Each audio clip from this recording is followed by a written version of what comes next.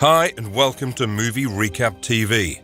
Today I'll explain a fantasy film from 2010 titled Alice in the Wonderland.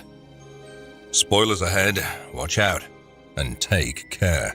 Alice Kingsley is the daughter of Charles Kingsley, a wealthy man who planned to find profitable shipping routes through the world in the 19th century. When she tells him of her adventures in Wonderland, later to be revealed as Underland, he declares her mad, but that all the best people are. However, many years afterward, Charles has passed away and Alice misses his playful attitude. Now feeling trapped in a world of proper etiquette for one such as herself, Alice is taken to a garden party where it's hoped that she will accept a marriage proposal from Hamish, the son of one of her father's business partners. However, Alice soon grows distracted, seeing a rabbit with a waistcoat nearby, and rushes after the strange creature. Following it, she finds her way to the trunk of an old tree some ways off and falls down a hole. The hole leads her to a strange room, of which she finds a key, as well as a drink that makes her smaller and a cake that increases her size. After getting the key and shrinking down to use a small door, she soon finds herself in an enormous garden area. Soon after, she comes across the white rabbit as well as the dormouse, a dodo bird, and the Tweedles. The white rabbit explains that for sure he has found the right Alice this time, while the dormouse believes he's mistaken. Alice explains that her name is Alice, but feels they're looking for another Alice. They take her to Absalom the caterpillar, who consults a scroll which contains details regarding the history of Wonderland from its birth onward. The scroll claims that on the Frabjous day, Alice will return to slay the Jabberwocky. Alice sees this and she's adamant that she's not the person in the scroll when a commotion breaks out and the Knave of Hearts appears, along with some red-carded soldiers and a creature called a Bandersnatch. Everyone scatters as the knave takes the scroll and captures the dodo bird. Alice, when confronted with the Bandersnatch, stands her ground, convinced that it's just a dream. However, the creature scratches her and Alice takes off running, but not before the dormouse plucks out one of the creature's eyes. Some ways off, Alice encounters the Tweedles again, who attempt to help her, but are soon captured by a giant bird that takes them to the Red Queen's castle. At the castle, the Knave of Hearts informs the Red Queen about the scroll and the prophecy of Alice killing the Jabberwocky. The Red Queen orders Alice to be found, and the Knave utilizes a bloodhound named Bayard to track her down, promising freedom for Bayard's wife and pups. This is, however, a lie, meant as a way to get the dog to help the Red Queen. Meanwhile, Alice encounters the Cheshire Cat, who leads her to the Mad Hatter's place, where she encounters the Dormouse again, as well as the March Hare. The Mad Hatter is pleased to see Alice and is in rapture over the coming Frabjous day in which she will slay the Jabberwocky. Alice again insists she's not that Alice when the Knave of Hearts and Bayard close in. The Hatter stuffs Alice into a teapot to hide her from the Knave. In secret, the Dormouse scolds the dog for bringing the Knave there, but Bayard explains why he came. He then attempts to lead the Knave off in a different direction. After they have left, the Hatter walks Alice through the nearby woods, where they come across the burned ruins of a small village. The Hatter then explains to Alice about how in the time she was gone, the Red Queen has taken over Wonderland, banishing the White Queen to her own domain and taking her vorpal sword. As they talk, the Knave again approaches and the Hatter places Alice on his hat and flings it across a river, giving himself up to the Knave, who takes him to the Red Queen. Later on, Bayard finds the hat and Alice. Alice manages to convince Bayard to take her to the Red Queen's castle to rescue the Hatter.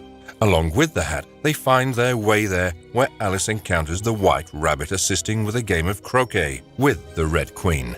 Alice requests to be made larger as she is still the size of a gerbil, and the rabbit gives her a cake. However, she eats too much and ends up almost 10 feet tall, disrupting the croquet game. The Queen does not recognize Alice, who says she is from Umbridge and wishes to help the Queen. The Queen, impressed by the size of Alice's head, declares her to be made part of her royal court.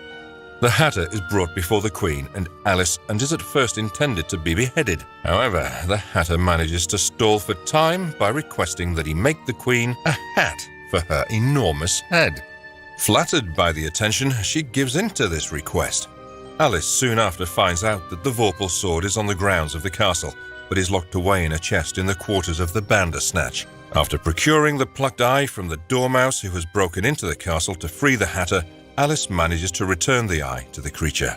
This allows her to gain access to the sword. Alice goes to the Hatter's room and finds the dormouse there. However, the Knave of Hearts shows up shortly, and when the dormouse lets slip Alice's true name, he attempts to kill her. Alice manages to escape into the courtyard, where the Bandersnatch helps her escape from the castle.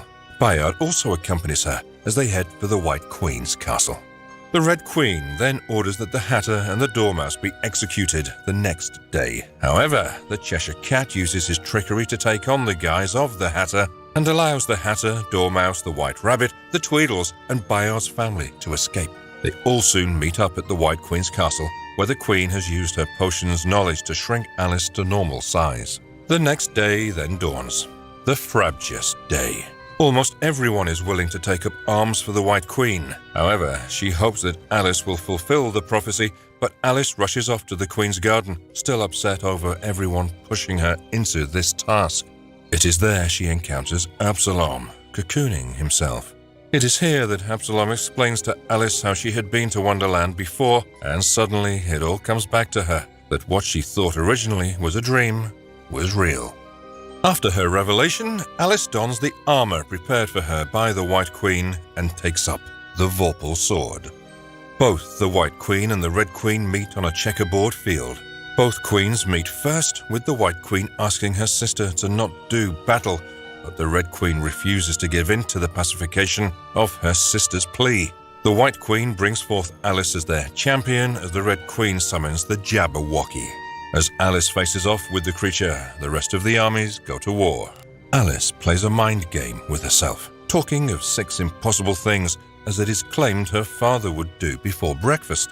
In her mind game, she manages to find the strength to slay the Jabberwocky. The Red Queen demands that her subjects kill Alice, but as the White Queen's champion has slayed that of the Red Queen's subjects will no longer follow her commands. The White Queen orders the Red Queen banished to the Outlands for the crimes that she's committed. Due to the White Queen's vow not to harm a living creature, she will not kill her sister, with no one to offer her sympathy. The Knave of Hearts is also chained to her as punishment as well. However, the thought of being alone with the Queen causes him to try to kill her before his dagger is taken from him by the Hatter. After the Red Queen and the Knave are taken away, the White Queen's army rejoices, with the Hatter doing a fudder-whooping dance, much to the delight of everyone. The White Queen then collects some of Jabberwocky's blood and gives it to Alice. The blood of the Jabberwocky allows Alice to return to her world, and she returns to the garden party. Alice then explains to Hamish that she cannot accept his proposal, and she as well speaks her mind to a number of different relatives and acquaintances. Her forthright attitude catches the eye of Hamish's father, and soon the two discuss plans to expand the shipping routes to China, a land that has not yet been opened to the West. Alice is then made an apprentice to the company and sets off with a crew to open the shipping route to China aboard a ship titled Wonder. In the closing scene, the last thing shown is a bright blue butterfly. Be keen to subscribe for more videos like this. Turn on notifications and leave a like to support the channel. Thanks for watching.